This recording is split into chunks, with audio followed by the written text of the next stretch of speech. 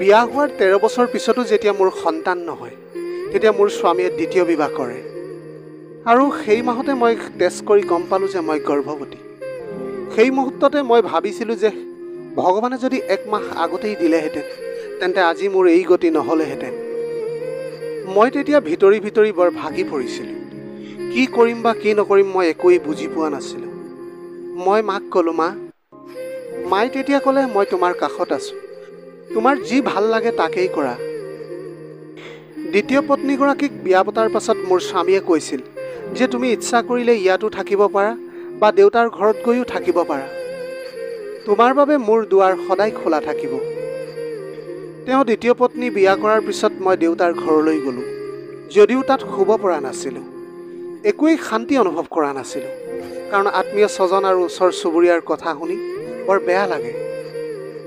সকলোৱে মোক পোনপটীয়াকৈ নকলেও কিন্তু ঘূৰাই পকাই কয় আৰু দেউতাৰ ঘৰত থকা মোৰ প্ৰতি শ্ৰদ্ধা, কেয়াৰ আৰু সন্মান সকলোখিনি কমি যায়। 7 দিন তাত থকাৰ পিছত আকৌ ঘূৰি নিজৰ সংসাৰলৈ আহিলোঁ। পুনৰ মোৰ স্বামীৰ ঘৰলৈ আহি মোৰ বুকুখন ফাটি যাওঁ কৰে। আন কোনোবাই মোৰ স্বামীক আঁকোৱালি ৰাখিছে, আন কোনোবাই মোৰ সংসাৰখন পৰিচালনা কৰি আছে। লগতে শহুৰ দেউতাৰ ঘৰৰ সকলোৱে মোৰ লগত কথা পতা বন্ধ কৰি দিলে। সকলোৱে নতুন বোৱাৰীয়েকক পাই গল্পত মগ্ন আছিল। কি এক সুখৰ আনন্দময় পৰিৱেশ আছিল। এনে অৱস্থা চাই মোৰ বুকুখন যেন বেদনাত ফাটি যায়। কিন্তু কি কৰিম, ঘৰৰ দুৱাৰ বন্ধ কৰি কোঠাত মৌন হৈ বহি থাকোঁ। সেই সময়ত এনে লাগিছিল যেন দেউতাৰ ঘৰলৈ পুনৰ গুচি যাওঁ। ইয়াত কেইদিনমান থকাৰ পিছত দেউতাকৰ ঘৰলৈ গ'লেও বেছি ভাল নালাগে। আকৌ অকলে উভতি আহোঁ। মই কান্দিবও পৰা নাছিলোঁ, কিন্তু ভিতৰে ভিতৰে জ্বলি মই নাশ হৈ পৰিছিলোঁ। মোৰ শাহুমাই সদায় মোক ইয়াৰ পৰা গুচি যাবলৈ কয়, অৰ্থাৎ সকলোৱে মোক ঘূৰাই মিলাই দেউতাকৰ ঘৰত থাকিবলৈ কয়। ইফালে গৰ্ভধাৰণৰ বতৰাটো প্ৰায় 15 দিন ধৰি মই কাকো কোৱা নাছিলোঁ। 15 দিনৰ পিছত যেতিয়া মোৰ স্বামীক জনালোঁ, তেতিয়া তেওঁ শুনাৰ লগে লগে সুখী হৈ পৰিল আৰু ক'লে যে মই যথেষ্ট সক্ষম। মই 2জনী পত্নীক কোনো সমস্যা নোহোৱাকৈ চলাব পাৰিম। তুমি মোৰ ডাঙৰ পত্নী আৰু তাই মোৰ সৰু পত্নী। তোমালোক দুয়ো মোৰ জীৱনত থাকিব পাৰিবা। তোমালোক দুয়োকে মই বহুত ভাল পাওঁ। তোমালোক দুয়োৰে অবিহনে মই জীয়াই থাকিব নোৱাৰোঁ। মই মনে মনে হাঁহি মাৰি ক'লোঁ যে তুমি মোৰ অবিহনে জীয়াই থাকিব পাৰিবা, কিন্তু তাইৰ অবিহনেহে তুমি জীয়াই থাকিব নোৱাৰিবা। তাৰপিছত তেওঁ ভাগ কৰিলে যে সপ্তাহত 2 দিন মোৰ লগত থাকিব আৰু বাকী দিন নতুন পত্নীৰ লগত কটাব। বৃহস্পতিবাৰ আৰু শুকুৰবাৰ মোৰ ভাগত পৰিছিল, কিন্তু মই বৃহস্পতিবাৰ আৰু শুক্ৰবাৰ আহিলে দেউতাৰ ঘৰলৈ গৈছিলোঁ, কাৰণ মোৰ স্বামীক মই বহুত ভাল পাওঁ, কিন্তু এই চেহেৰাৰ মানুহটোক নহয়। বুকুত এক পাহাৰ সদৃশ বেদনালৈ মই কান্দিব পৰা নাছিলোঁ, কিন্তু কেতিয়াবা বিয়াৰ ফটোবোৰ চাই কান্দিছিলোঁ। পত্নীৰ সাজ পোছাকৰ কাষত শ্বেৰৱানী পিন্ধা গিৰিয়েকক মই ভাল পাওঁ। মই তেওঁক ঘূৰাই পাব বিচাৰোঁ। আমাৰ জীৱনটো বহুত ভালদৰে চলি আছিল। আমাৰ জীৱনটো হাঁহি ধেমালি আৰু মৰমৰ মাজেৰে কটাইছিলোঁ, কিন্তু মাথো এটা সন্তানৰ অভাৱ আছিল। সময়ৰ লগে লগে মানুহৰ ৰূপ ছাল একেই থাকে, যদিও ভিতৰৰ মনটো সলনি হয়। এতিয়া মোৰ সেই দিনবিলাক ভাবিলে ঘৃণা উৎপন্ন হয়। মই দিনক দিনে কুৎসিত হৈ পৰিছিলোঁ, কাৰণ মানসিক চিন্তাৰ ফলত খোৱা নাছিলোঁ, গতিকে লাহে লাহে ক্ষীণ হৈ ক'লা হৈ পৰিছিলোঁ। মাজে মাজে কেতিয়াবা দেউতাৰ ঘৰলৈও যাওঁ। মায়ে মোক ফল মূল খুৱাই যদিও মই নাখাওঁ, আৰু মোৰ শাহুমাই নতুন পত্নীৰ বাহিৰে একোকে নুবুজে, আৰু ননদবোৰেও নতুন বৌক অধিক প্ৰশংসা কৰে। মই যে গোটেই জীৱন ৰান্ধি খুৱালোঁ সেইটো কিন্তু মোৰ প্ৰশংসা নকৰে, তাৰ কোনো নামেই নাই। যি থালত খাইছে সেই থালতে মল ত্যাগ কৰিছে। এনে অৱস্থাত মোৰ স্বামীয়ে কেতিয়াবা মাজে মাজে নিজৰ পত্নীক লৈ ফুৰিবলৈ যায়। প্ৰায় তেওঁলোকে লগত সময় কটাইছিল। মই চাইও আছিলোঁ, কিন্তু মই কন্দা নাছিলোঁ। নতুন পত্নীক পোৱাৰ পিছত তেওঁ মোক কেতিয়াও সোধাই নাছিল যে কিবা খাবলৈ মন যায় নেকি তোমাৰ, কিবা বস্তুৰ প্ৰয়োজন আছে নেকি তোমাৰ। ইয়াতে আৰু এটা ভাল কথা, নতুন পত্নীক পোৱাৰ পিছৰে পৰা মোৰ ৰন্ধা বঢ়া কোনেও নাখায়, কাৰণ মোৰ ৰন্ধা বঢ়াত সোৱাদ নাই, ভাল নালাগে, মই ৰান্ধিবও নাজানো। সেইবাবে নতুন পত্নী আৰু মোৰ শাহুমাই মিলি ভাত ৰান্ধিছিল, আৰু মই এনেকৈ কোঠাত বহি বহি সময়মতে ভাত খাইছিলোঁ, আৰু মই মানুহক কৈ ফুৰিছিলোঁ যে তেওঁলোকে মোক বহুত সুখত ৰাখিছে। নতুন পত্নীগৰাকী মোতকৈ বহুত সৰু। এদিন ক'লোঁ, ভণ্টি বৰষুণ দি আছে, তুমি চাদৰ পৰা কাপোৰবোৰ আনাচোন। এই কথা শুনাৰ লগে লগে মোৰ স্বামীয়ে খঙত জ্বলি পৰি উঠিল। কাৰণ মই তেওঁৰ নতুন পত্নীক তুমি বুলি কৈছোঁ। ভগৱানে যেন উচিত বিচাৰ কৰে এনে স্বামীৰ। কি কৰিম বা নকৰিম তেতিয়া মই ভাবিবই পৰা নাছিলোঁ। ইপিনে দিন যাওঁতে যাওঁতে মোৰ ডেলিভাৰীৰ সময় আহি পৰিছিল। মোৰ পেইন উঠাৰ দিনা মোৰ স্বামী নতুন পত্নীৰ সৈতে নতুন শহুৰ ঘৰলৈ নিমন্ত্ৰণ খাবলৈ গৈছিল। তেতিয়া মোবাইল ইমান সহজলভ্য নাছিল, সেয়েহে খবৰ দিব পৰা নাছিলোঁ। মোৰ এজন খুৰাৰ জোঁৱাইকে মোক মেডিকেললৈ লৈ গৈছিল। মোৰ লগত আৰু কোনো যোৱা নাছিল, কাৰণ মোৰ শহু দেউতা বহুত বুঢ়া আছিল। তেওঁ একো নাজানাই ক'ত কি কৰিব লাগে আৰু ক'ত কি আছে এইবিলাক তেওঁ একোৱেই নাজানে। আৰু ইফালে মোৰ ননদৰ জোঁৱাইবিলাকো নিজ নিজ কামত ব্যস্ত আছিল। মোৰ ডেলিভাৰী খৰচ মোৰ মায়ে বহন কৰিছিল। মই স্বাভাৱিকভাৱে 2টা যমজ পুত্ৰ সন্তান জন্ম দিলোঁ। 3 দিন চৰকাৰী মেডিকেলত থকাৰ পিছত মই দেউতাৰ ঘৰলৈ গ'লোঁ। কিন্তু এই 3 দিন মেডিকেলত পৰি আছিলোঁ, যদিও শাহুৰ ঘৰৰ পৰা এসাঁজ ভাত দিবলৈও আৰু চাবলৈও অহা নাছিল। দেউতাৰ ঘৰত 7 দিন থকাৰ পিছত মোৰ স্বামীয়ে খবৰ পঠালে যে সন্তান দুটাক লৈ ঘৰলৈ আহিব লাগে। মোৰ স্বামীয়ে এতিয়া মোৰ দেউতাৰ ঘৰলৈ আহিবলৈ লাজ পায়। তাৰপিছত মই ক'লোঁ মই এতিয়া নাযাওঁ আৰু কিছুদিনৰ পিছতহে যাম। 9 দিনৰ পিছতো মই সন্তানৰ নাম দিয়া নাছিলোঁ। মই মনতে ভাবি ৰাখিছিলোঁ যে শহুমাৰ ঘৰৰ পৰা কোনোবাই আহি চাগে নাম দিব, কিন্তু কোনোৱেই নাহিল। পিছলৈ কোনো অনুষ্ঠান নোহোৱাকৈ মোৰ খুৰাই মোৰ সন্তানৰ নাম ৰাখিলে। দেউতাৰ ঘৰত সকলোৱে মোক ক'বলৈ ধৰে যে ইমান বছৰ পাছত 2টা সন্তান হ'ল যদিও এতিয়ালৈকে কোনেও চাবলৈ অহা নাই। মোৰ দেউতাৰ ঘৰতো মোৰ লাহে লাহে মূল্য কমি যাবলৈ ধৰিছিল। কোনেও মোক সহায় কৰা নাছিল। মোৰ সন্তানৰ মূলমূত্ৰৰ কাপোৰ কানি মই নিজেই ধুইছিলোঁ। লাহে লাহে মায়েও মোক অৱহেলা কৰা আৰম্ভ কৰিছিল। ইফালে মোৰ সন্তানৰ কাৰণে কোনোৱে এযোৰ কাপোৰো কিনি দিয়া নাছিল। পিছত মোৰ গহনা বিক্ৰী কৰি সন্তান দুটাৰ বাবে প্ৰয়োজনীয় বস্তুবোৰ কিনিছিলোঁ। এনেকৈয়ে 20 দিন দেউতাৰ ঘৰত থকাৰ পিছত শহু দেউতাৰ ঘৰলৈ আহিলোঁ, কাৰণ ইয়াত মই সন্তানৰ খৰচ বহন কৰিব পৰা নাছিলোঁ। শহু দেউতাৰ ঘৰলৈ যোৱাৰ পিছত মোৰ স্বামীয়ে এটা পুত্ৰ কোলাত লৈ তেওঁৰ নতুন পত্নীক মাতি ক'লে, এই সন্তান দুটা আজিৰ পৰা তোমাৰ, গতিকে তুমি প্ৰতাৰণা নকৰিবা। এই বুলি কৈ মোৰ কোলাৰ পৰা দ্বিতীয় সন্তানটো লৈ তাইৰ কোলাত তুলি দিলে। মই তৎক্ষণাত তাই কোলাৰ পৰা মোৰ সন্তান টানি লওঁতে সৰু সন্তানটো তলত পৰি যায় আৰু লগে লগে সি কান্দিবলৈ ধৰে। সেই মুহূৰ্ততে মোৰ স্বামীয়ে মোক গালি গালাজ কৰি মোৰ চুলিত ধৰি পিঠিত জোৰে জোৰে ঘুচা মাৰিছিল আৰু মই কান্দি কান্দি কৈছিলোঁ, এইবোৰ মোৰ সন্তান, আন কাৰোৰে নহয়। মোক প্ৰহাৰ কৰাৰ সময়ত কোনেও মোক বাধা দিবলৈ অহা নাছিল। মানুহ কিমান অমানৱীয় হ'লে এই ৰূপ ল'ব পাৰে, মোৰ স্বামীক নেদেখিলে হয়তো মই বুজিব নোৱাৰিলোহেঁতেন। তাৰপিছত দুয়ো মোৰ কোঠাৰ পৰা ওলাই গ'ল।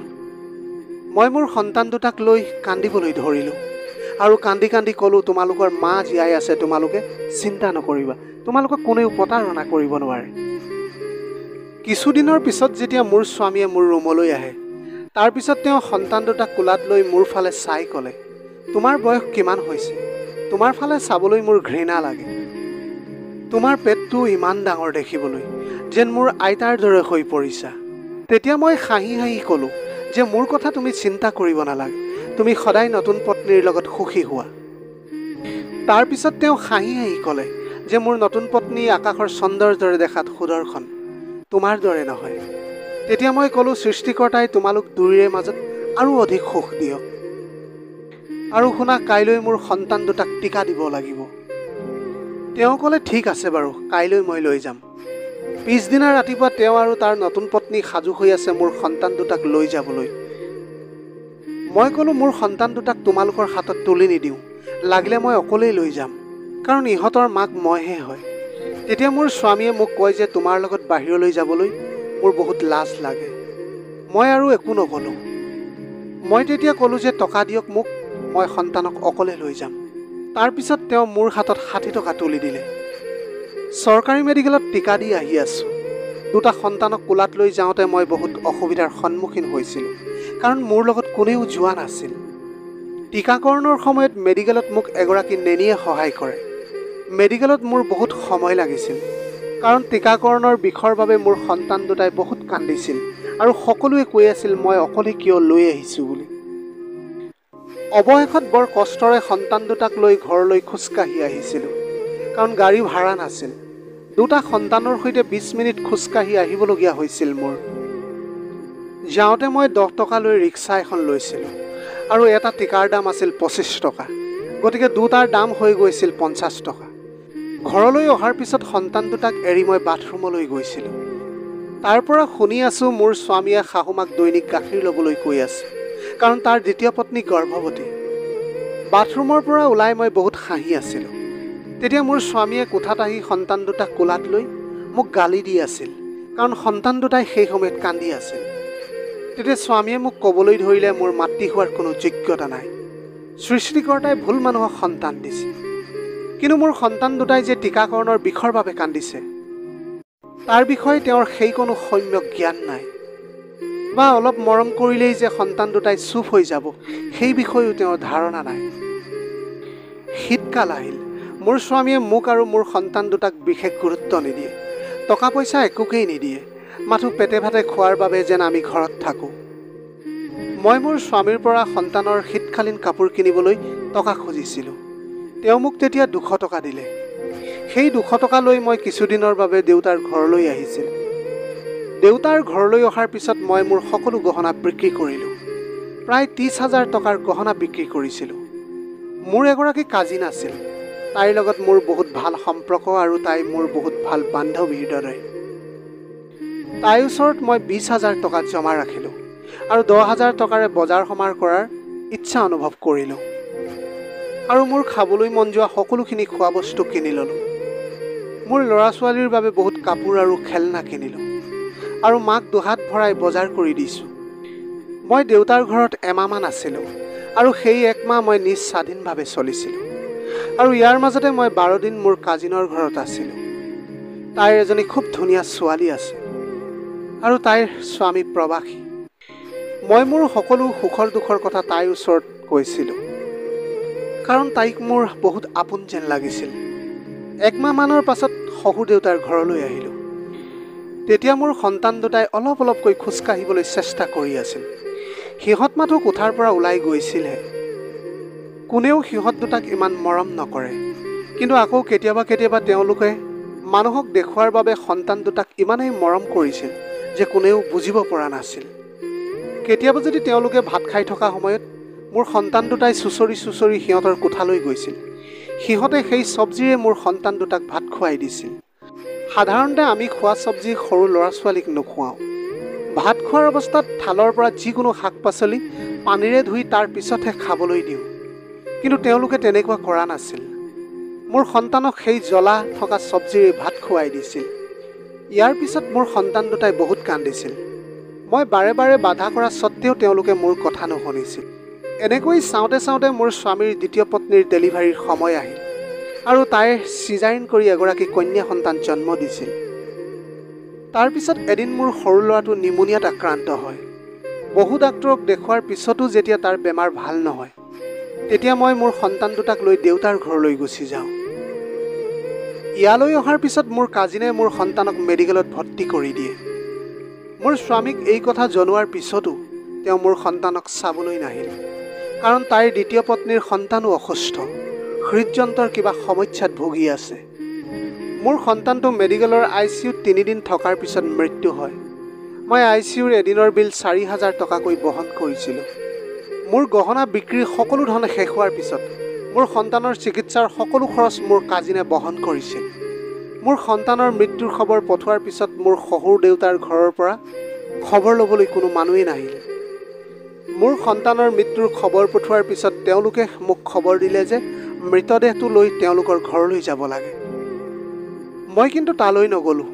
মই সম্পূৰ্ণৰূপে ভাগৰি পৰিছিলোঁ। মই যে কিমান ভাগৰি পৰিছিলোঁ সেই কথা হয়তো মই আপোনালোকক চকুলো বোৱাইও বুজাব নোৱাৰিম, কাৰণ সন্তান হেৰুৱাৰ বেদনা কেৱল এগৰাকী মাতৃয়েহে বুজি পায়। মই শেষবাৰৰ বাবে ইনাই বিনাই কান্দি মোৰ সন্তানটিক সাৱটি ধৰি ক'লোঁ, তোমাৰ মাৰ বাহিৰে তোমাৰ আৰু এই জগতত কোনোৱেই নাই। তোমাৰ মায়ে তোমাক ভালকৈ ৰাখিব নোৱাৰিলে। মোক ক্ষমা কৰিবা তুমি, কাৰণ তোমাৰ মাৰ কপালখন বহুত বেয়া। দেউতা তোমাৰ জন্মৰ সময়তো ইয়ালৈ অহা নাছিল আৰু এতিয়া মৃত্যুৰ সময়তো তেওঁ ইয়াত নাই। পুত্ৰৰ দুখত মই সম্পূৰ্ণৰূপে হেৰাই গৈছিলোঁ। মোৰ সন্তানৰ মৃত্যুৰ 3 মাহৰ পিছত মই শহুৰ দেউতাৰ ঘৰলৈ গৈছিলোঁ। কাৰণ ইতিমধ্যে তেওঁৰ দ্বিতীয় পত্নীৰ কন্যা সন্তানটোৰ মৃত্যু হৈছিল। যেতিয়া তেওঁৰ কন্যা সন্তানটোৰ মৃত্যু হৈছিল তেতিয়া তেওঁলোকৰ কেনেকুৱা লাগিছিল সেইটো চাবলৈ মই গৈছিলোঁ। মই মোৰ সন্তানক লৈ কোঠাত সোমাই মানুহে পঠোৱা খাদ্য খাই আছিলোঁ, কাৰণ মানুহ মৃত্যু হোৱা ঘৰলৈ আত্মীয় খাদ্য পঠিয়াই দিয়ে। মোৰ তালৈ যোৱাৰ পাছত মোৰ কাৰণে কাল হৈ পৰিছিল, কাৰণ মোৰ নপুংসক স্বামীয়ে মোৰ ল'ৰাটোক কোলাত লৈ তাৰ দ্বিতীয় পত্নীৰ হাতত তুলি দি কয়, এতিয়াৰ পৰা এয়া তোমাৰ সন্তান। তেতিয়া লগে লগে মই দা এখন লৈ কওঁ যে মোৰ সন্তানক যিয়ে স্পৰ্শ কৰিব তাকে কাটিম। এয়া মোৰ সন্তান, আন কাৰোৰে নহয়। তোমাৰ দৰে অমানৱীয়ৰ লগত মই আৰু নাথাকোঁ। এই বুলি কৈ মই মোৰ সন্তানক কোলাত লৈ মই কাজিনৰ ঘৰলৈ গুচি গ'লোঁ। তাতে কিছুদিন থকাৰ পিছত আকৌ দেউতাৰ ঘৰলৈ গৈছিলোঁ। ঘৰলৈ অহাৰ পিছত মাৰ আচৰণ যেন সলনি হৈছিল। মই মাৰ ওচৰত কান্দি কান্দি কৈছিলোঁ, মা তুমি মোৰ লগত এনেকুৱা কৰিলে মই কলৈ যাম? তাৰপিছত মোৰ মায়ে মোক কঠোৰ ভাষাৰে ক'লে যে ইমানবোৰ মানুহ মৰিব পাৰে, তই কিয় মৰিব নোৱাৰ? তোক 7 ভাগে খালেও শেষ নহ'ব।